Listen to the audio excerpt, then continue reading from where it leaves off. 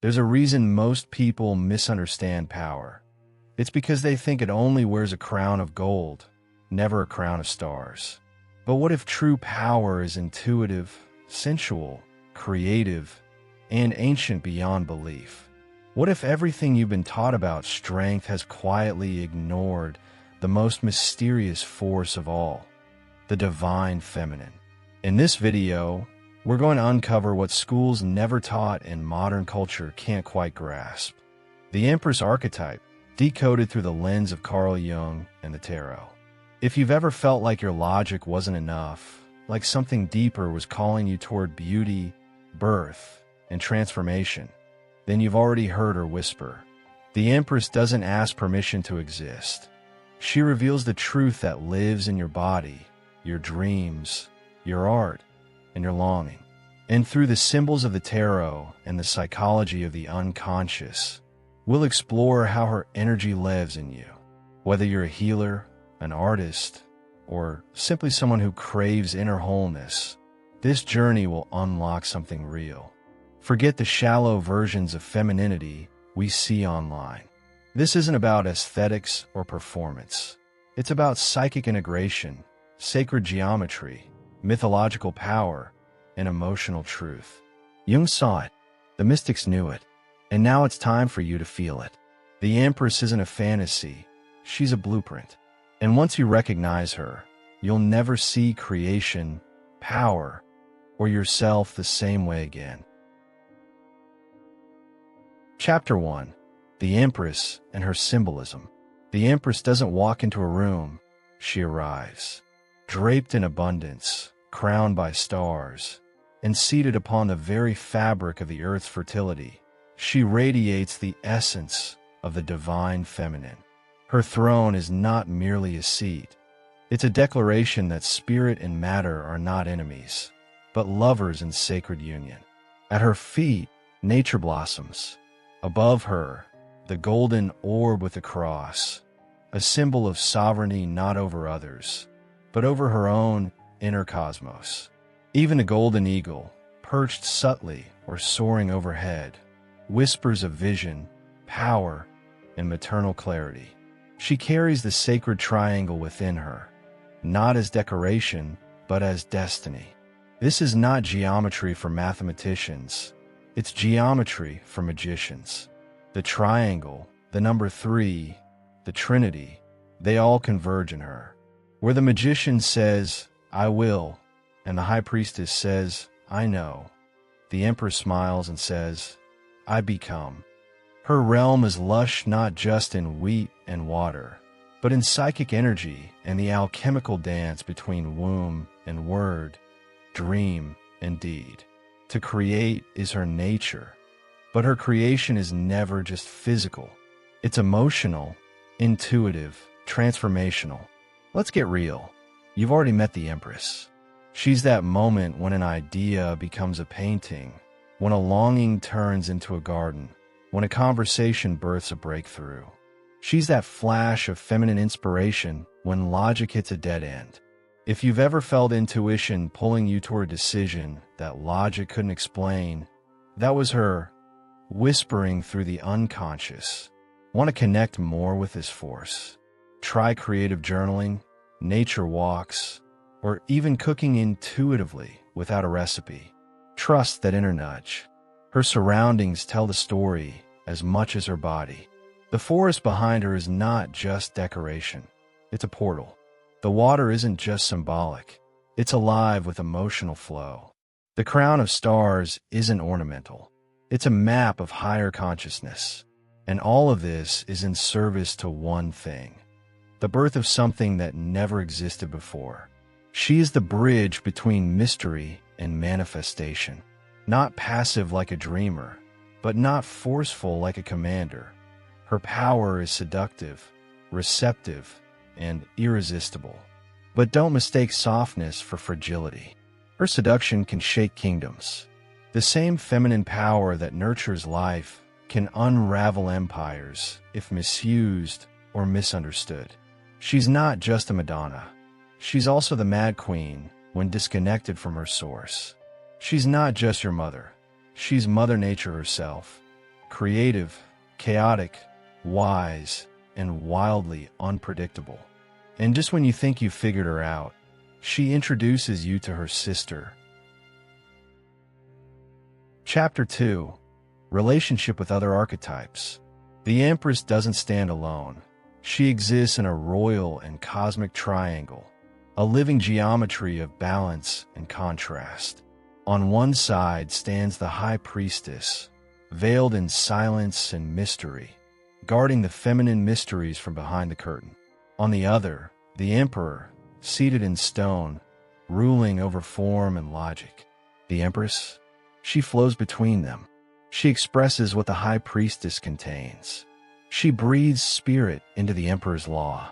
Together, they reflect a trinity where the sacred feminine is both womb and voice, and the masculine finds purpose in her creation.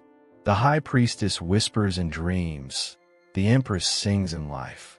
While the Priestess meditates on symbols, the Empress embodies them. Think of them like moon and earth, both feminine, yet one hidden in shadow and the other bathed in sunlight. The Empress externalizes the inner wisdom of the High Priestess, making it tactile. This is why the feminine archetype must not be reduced to passivity. Feminine energy acts, not by force, but by fertilizing what is unseen until it blooms into form. She doesn't just wait. She gestates, nourishes, and births. When the Emperor enters the scene, it's not to dominate her, but to complete the pattern. In a well-balanced psyche, the Empress inspires while the Emperor builds. She dreams in colors, he draws the map. She is the sacred chaos of intuition, he the structured order of manifestation. One without the other leads to imbalance. A world ruled only by emperors becomes rigid, patriarchal, disconnected from life. A world ruled only by empresses risks drowning in emotion without direction. True cosmic balance is found when both dance together, like yin and yang flowing in mutual respect. Historically, this triadic tension played out in myth and art. Think of Isis and Osiris, or even Mary and Joseph, where the sacred feminine and masculine were not in competition, but co-creation. In Jungian psychology, the Empress can be seen as the anima fully integrated, no longer hidden in shadow, but walking beside the animus in conscious harmony. And in relationships, we see this dance too. When a person nurtures a partner's vision while remaining rooted in their own intuitive knowing, that's the Empress and Emperor building a new kingdom together. But what happens when the Empress is misunderstood? When her softness is mistaken for weakness, or her sensuality for manipulation? And what of the High Priestess when the world forgets her? The next chapter dives into those ancient feminine mysteries, the ones buried under centuries of dust and dogma, still pulsing with power just beneath the surface. Chapter 3. Feminine Mysteries and Creative Power. The Empress isn't just an icon of beauty and abundance. She is the channel through which the invisible becomes flesh, the voice that speaks for spirit in the language of matter. She embodies the four great feminine mysteries: formation, preservation, nourishment, and transformation. These aren't poetic flourishes, they're blueprints for life. When you create a garden, build a business, raise a child, or even nurture an idea until it breathes, you're moving through these mysteries step by step under her guidance. She is the womb of the world, and her pulse beats in every act of becoming. While the High Priestess safeguards inner truth, the Empress walks it into the world. She doesn't sit in a temple. She is the temple. Everything she touches gains weight and meaning. Her magic? Making the abstract tangible. In this way, she teaches that the sacred isn't something far away. It's here in clay, bread, bodies, fabric, and form. She reminds us that spiritual rebirth doesn't happen in clouds. It happens in kitchens, studios, gardens, and quiet, messy moments. Want to live more like her? Start by paying attention to what you birth into your reality, consciously or not. She also protects the mystery of nourishment, not just physical, but psychic and emotional. A look that heals, a meal that holds memory, a word that waters a dry soul. All of this falls under her domain. To create with her is to infuse intention into every detail. The Empress archetype invites us to slow down, to let intuition guide the hand, to recognize that the process is part of the offering. Artists, healers, mothers, lovers, all drink from her chalice, knowingly or not. And if you're struggling to access this energy, try meditation focused on your solar plexus and sacral chakras. They're her gateway. But her final mystery, transformation, is where the real alchemy begins. Because she doesn't just preserve what is, she alters it. Compost becomes soil. Sorrow becomes poetry. Love becomes life. She's the furnace of the soul, where spirit and matter melt and merge into new forms. And through her, even trauma can be rebirthed into wisdom. It's not easy, but it's sacred work. She doesn't promise comfort. She offers meaning. And meaning, once touched, opens the door to symbols. Symbols that speak louder than words. Symbols that show us the blueprint of how creation works across all cultures and times. And that's where we're headed next. Chapter 4. Numerological and Geometrical Insights. 3 is not just a number. It's a spell. In the realm of the Empress, it's the breath after the inhale and exhale. It's the moment when duality gives birth to something new. In sacred geometry, the triangle is the first true shape, the minimal structure required to create form. And so, the Empress, as the third card in the major arcana, becomes the living expression of this principle.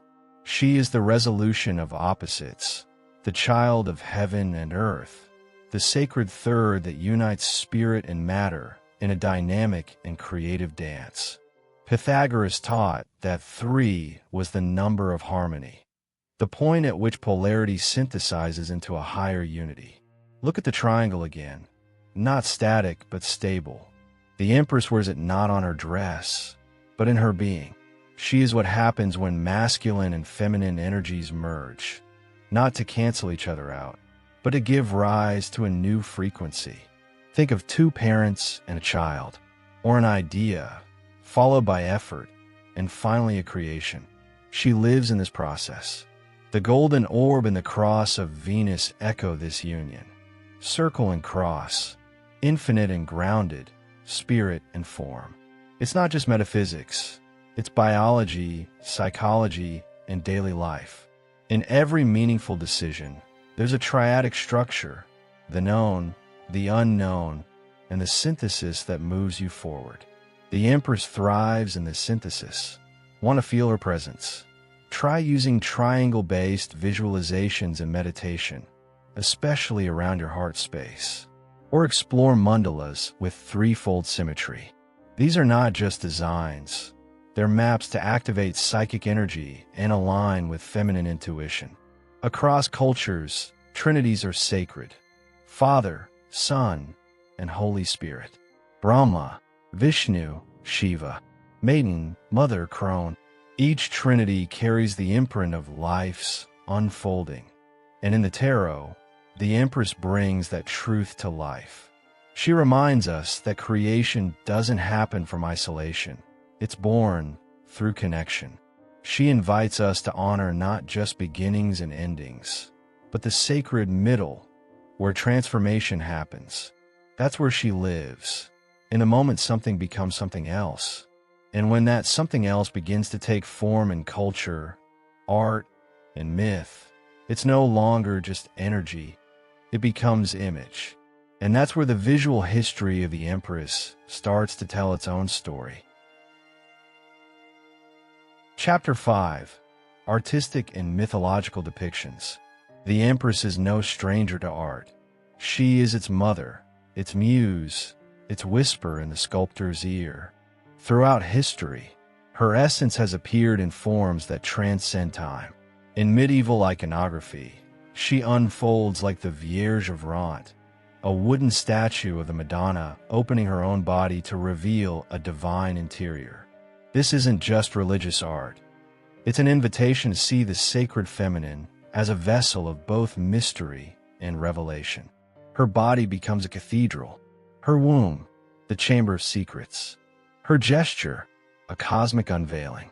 Fast forward to the modern era, and you'll find her in the surreal works of William Blake, the archetypal visions of Waite's Tarot, the sensual shapes of Henry Moore, and the mythic photography of Adolphe Braun.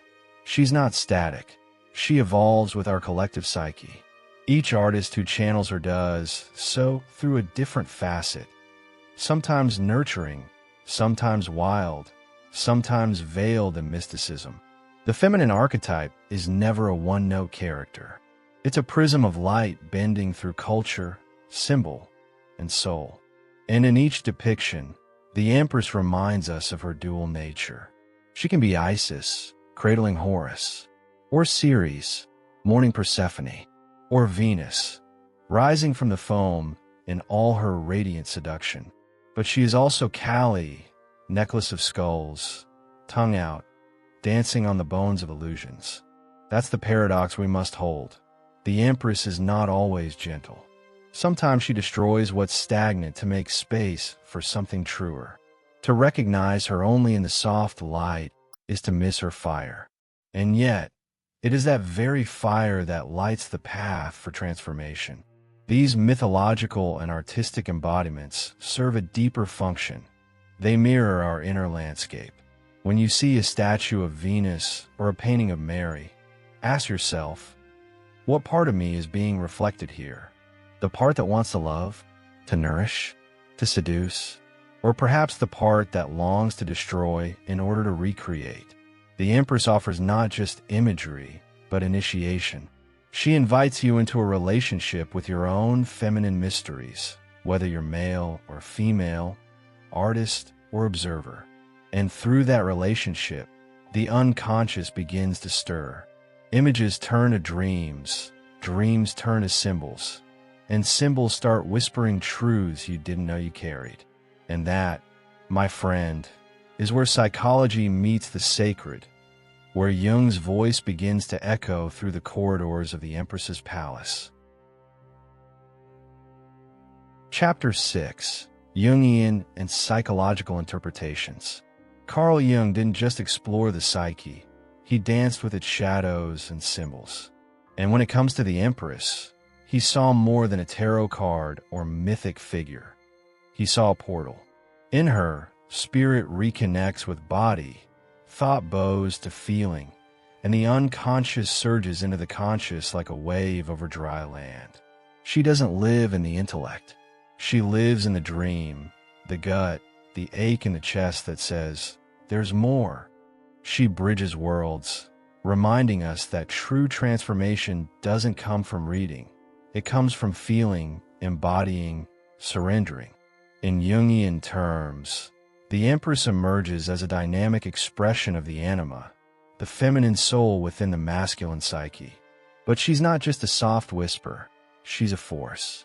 When neglected, she becomes the femme fatale or the terrible mother, manipulating or devouring. But when integrated, she becomes the femme inspiratrix, igniting vision, healing wounds, birthing beauty. Jung knew this wasn't metaphor, it was medicine. He urged his patients to engage with these inner figures through active imagination, to draw them, speak with them, even argue with them, because that's how psychic energy moves. The Empress also stands at the threshold of active imagination, one of Jung's greatest tools. In that liminal space, you don't just analyze your emotions, you meet them. You paint your fear. You write letters to your longing. You sit with an image that appeared in your dream and ask it why it came. Want to try it? Next time you feel stuck, grab a notebook, close your eyes, and ask, what does my feminine want me to know? Then write. Don't censor. Let her speak. That's how the Empress makes her way into your life. Not with logic, but with presence. This archetype is also deeply linked to emotional intelligence. She doesn't separate thought from feeling. She integrates them. Her wisdom is not linear, but cyclical. She teaches that everything in the psyche must be honored. The grief that won't leave, the intuition you keep dismissing, the joy you feel guilty for. These aren't distractions, they're gateways. Through her, we learn to be whole. And in a world that worships intellect and represses the body, the Empress brings the radical message that your feelings are sacred text. And that message didn't stay trapped in theory. It echoed in the lives of women who refused to be boxed in. Women who live the Empress archetype not as an idea, but as a fierce, flawed, and luminous reality. Some wore crowns, some wore paint, some changed history. And that's exactly where we're headed next. Chapter 7. Feminine Influence in History and Culture.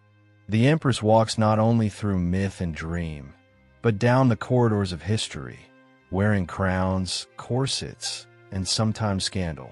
Think of Queen Elizabeth I, unmarried, unshakable, and unmistakably sovereign. She ruled with the Empress's paradox, maternal to a nation, yet ruthless when needed. She didn't shrink to fit a world designed for men. She expanded it. Her image, draped in pearls and symbolism, became more than fashion. It was armor made of archetype. She was the Madonna and the sword in one breath. Then there's Peggy Guggenheim, another incarnation of the Empress, but this time in the electric world of art. She didn't just support creativity, she midwifed it. With her patronage, rebellious artists found voice. She understood that to nurture is not to coddle, but to challenge, to push, to believe when no one else does. That's Empress energy in action, creating space where something wild, beautiful, and necessary can emerge. She didn't wear a crown, but her gaze could anoint. She mothered visionaries. These women, in their own ways, carried both the divine and shadow aspects of the feminine. The Empress archetype doesn't promise purity, it demands wholeness. With it comes complexity, contradiction, power, and vulnerability. When misaligned, she may become the mad queen, manipulative, erratic, consumed by image or isolation. But when rooted in inner truth, she channels the Great Mother, a force of creative inspiration and fierce love that transforms everything she touches. It's a razor's edge, and history is full of women who've walked it. Cultural movements often reflect this archetypal dance. When feminine power arises in art, politics, or science, it's not a trend. It's an echo of something ancient and returning. Whether in a leader's compassion, a poet's fire, or a mother's unwavering intuition, the Empress reveals herself. Her voice may not always be loud, but it is unmistakably felt. And today, in a world still healing from patriarchal repression, her presence feels like a prophecy reborn. But every prophecy has a challenge, and not every rise in feminine power stays true to her essence. What happens when liberation confuses itself with domination? When the Empress archetype is distorted in the name of freedom? That question takes us to a deeper, more controversial chapter. Chapter 8. Dual Nature of the Empress. The Empress is not just the gentle gardener of souls. She's also the storm that clears the field. Her nature is dual, and that's not a flaw, it's her power. She gives, but she can also take. In the archetypal realm, the Great Mother wears many faces. On one side, she is nurturing, generous, an ocean of love and fertile imagination. On the other, she can be smothering, chaotic, even cruel if her energy is denied or repressed. This is where many misunderstand the Empress. She is not all light. She is the full cycle of creation, death, and rebirth. Jung saw this clearly. The unconscious, when ignored, doesn't fade away. It fights back. When the Empress is cut off from her divine wisdom, she devolves into domination, vanity, emotional tyranny. Think of fairy tale queens turned wicked, or historical figures consumed by their own legend. That's not fiction. It's the shadow feminine at play. And she doesn't just appear in women. She shows up in men too. When the anima is unintegrated, turning love into control, or creativity into obsession. The Empress, misaligned, becomes a mirror of unmet needs and unresolved wounds. Yet this shadow is not evil. It's invitation. It says, come deeper. Face me. Heal. When you feel that urge to manipulate, or when nurturing turns to rescuing, or love becomes possession, that's a moment to pause. To ask, am I channeling the Empress, or controlling her image? True feminine power doesn't clutch, it flows. And reclaiming this flow requires courage. Practices like shadow journaling, embodiment work, and sacred rage release can help transmute this destructive edge into something sacred, real, and liberating. We see this archetype play out not only in individuals, but in societies. A culture that idolizes beauty but fears aging, that worships fertility but shames motherhood, that commodifies emotion but silences depth. That's a culture locked in the distorted Empress. And healing this means reconnecting to her roots, not as a symbol of perfection, but as a being of cycles. Nature doesn't apologize for winter. The Empress teaches us, neither should we. But this teaching has been misused too. In the rush for empowerment, some have confused domination with liberation. The next chapter asks a vital question. Are we truly honoring the sacred feminine, or are we just mimicking the same patterns of power with a new face? Chapter 9. Feminine Liberation and Misinterpretation. Feminine liberation was never about trading one crown for another. It was about reclaiming something ancient, wild, and sacred. But somewhere along the way, parts of this liberation drifted from essence and leaned into imitation. When the Empress archetype is distorted, she stops birthing new realities and starts replicating the same hierarchies she was meant to transmute. Power, when pursued as an end in itself, turns sterile. And so, what was meant to be a revolution of soul becomes a chase for status, applause, and validation from systems never built to honor her. We see this misalignment everywhere, in the pressure to perform empowerment instead of live it, in the way vulnerability gets framed as weakness or softness as naivety. The divine feminine doesn't need to mimic masculine assertiveness to be taken seriously. She speaks with a voice of intuition, presence, and prophetic depth. But when she abandons her spiritual roots to fit modern molds, she becomes fragmented. Feminine archetypes turn flat. The Empress becomes more brand than being, more image than essence. This is not liberation. It's colonization of the inner world. True feminine freedom is messy, cyclical, and deeply embodied. It includes blood and tears, silence and rage, ecstasy and decay. It doesn't shout over others to be heard.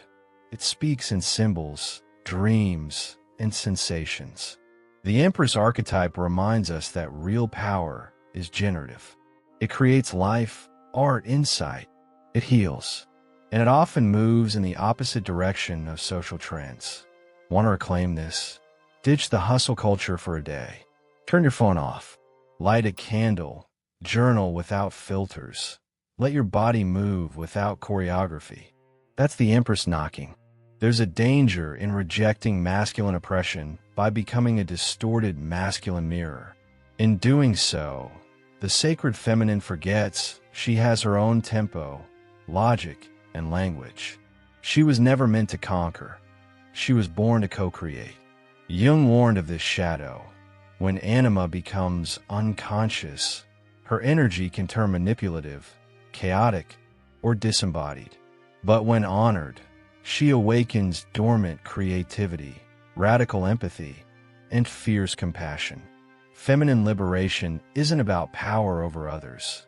It's about power rooted in the fertile soil of self-awareness and divine union. Yet this union begins within. Before the Empress can reshape the world, she must rise as a psychic force inside us. Not a role model to imitate, but an archetype to integrate. And once she moves in your inner world, through dreams, instincts, creativity, she starts transforming everything in her path.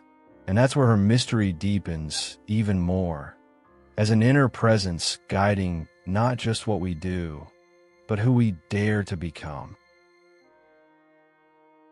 Chapter 10. The Empress as Inner Psychological Force. The Empress isn't just a card you draw or a figure you admire. She's a force living inside you. She shows up when your soul itches to create, when your body yearns for rest, when your heart knows something before your mind can catch up. In both men and women, she pulses beneath the surface as an intuitive guide, a whisper in the unconscious saying, "There is more." She is the sacred rhythm behind your instinct to nurture, to birth, to protect. When ignored, she grows quiet, but when welcomed, she becomes a life-changing presence. She wears many faces in the psyche: lover, muse, queen, seductress, mother, healer. Each one is a mirror of your inner world. Sometimes she appears in dreams, offering comfort or challenge.